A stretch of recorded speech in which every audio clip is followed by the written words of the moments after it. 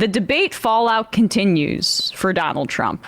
As I mentioned just a second ago, the ratings for this debate were extremely high, 31% higher than the debate earlier in the year between Biden and Trump, where it was such a disaster that Biden eventually had to drop out of the race, and Trump declared victory in that instance. But it was really just him letting Biden fall on his face and going like, hey, gee, look at this over here. We said on the night, like, Trump himself wasn't impressive. And if Biden could, like, find the camera and know what time it was and, like, draw full clock, that would have been apparent to everybody. And exactly what happened with exactly Harris. What we said was going to happen is if you replace Biden with Harris happened. I mean, Harris did exceptionally well in this debate, but it should also be noted that, like, a lot of Democrats would have done really well because Trump is a target-rich candidate, and that is such an understatement. I don't even know how else to articulate it. I mean, he's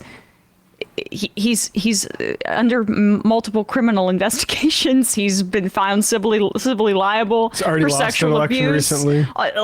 Is a complete lunatic. Went on stage and talked about they're eating the dogs, they're stealing your pets. I can't get it out of my head. What, you have it here, Matt? Oh, not quite yet.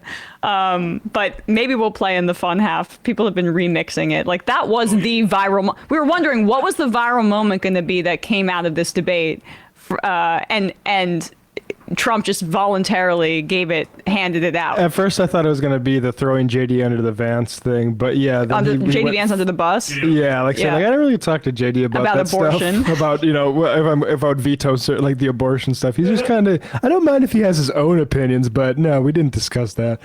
Yeah, didn't discuss his abortion policy with his VP candidate. Do we have it? Oh, all right. I was waiting for the sound drop later in the show. Okay, regardless.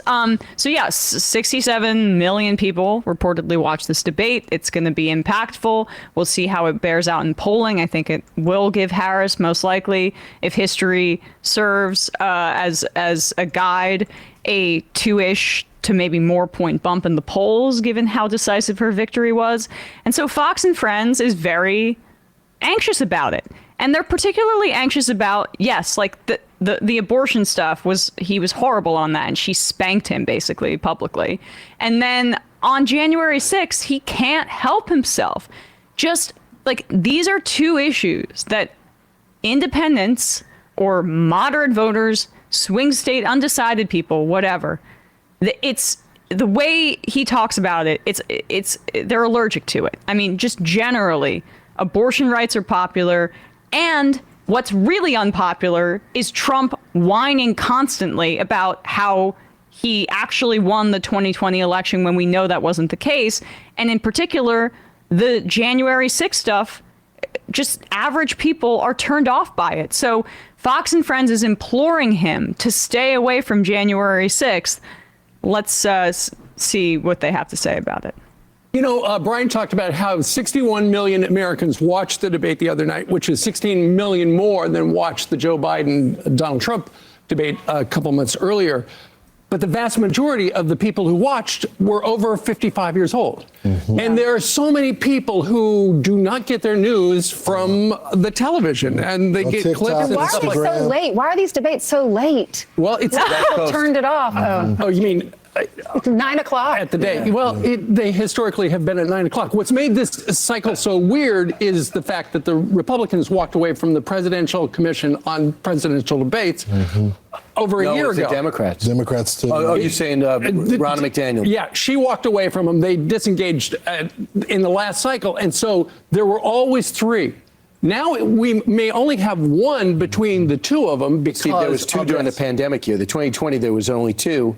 And none were foreign policy. Right. We haven't had a foreign policy debate since 2016. True. But ultimately, they were the brokers who figured out who the moderators were going to be and stuff like that. And now that's why it's such a patchwork of, is there going to be another one? Mm-hmm. Who's it up to? We'd all like to see another debate. So but I would say I was never happy with the moderators. That's true, There was controversy with the moderators with the commission, too. We found out how they really thought. The more debates, the better. Don't touch on January 6th. We all know about January 6th. We're sick of that. We need to move on. I want to hear about education. I want to hear about some of the issues. I will give CNN credit for the first. he gave some CNN credit. I mean, of course they did, because they didn't do any fact checking purposefully. They announced before the debate, we're not going to fact check. And that, I mean, look, I don't agree with that practice. I think it's silly, but that was clear to Biden. It was on Biden then to be able to dispel those things. He was incapable of doing so. Fact checker in chief. Come on, man. And that is why Trump came out as the winner of that debate. But this was like, he actually had to answer for things that he said and things that he's done, and he can't do that. So part of why, Ainsley, he's not dropping January 6th is because he can't drop January 6th, because his brain will not allow him to do that. Yeah. She goaded him so easily with every little thing. He falls for all of this and takes the bait so easily. So your problem is that you have a crazy person at the top of the ticket whose lack of discipline is a major liability for the rest of the party. And hey, like, it's still a close election. I don't know what that says about our country. I don't know what that says about the Democratic Party.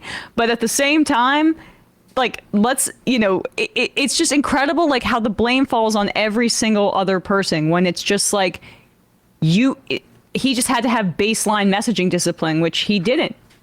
Yeah, it's funny that their big complaint is this process involves way too much intelligence.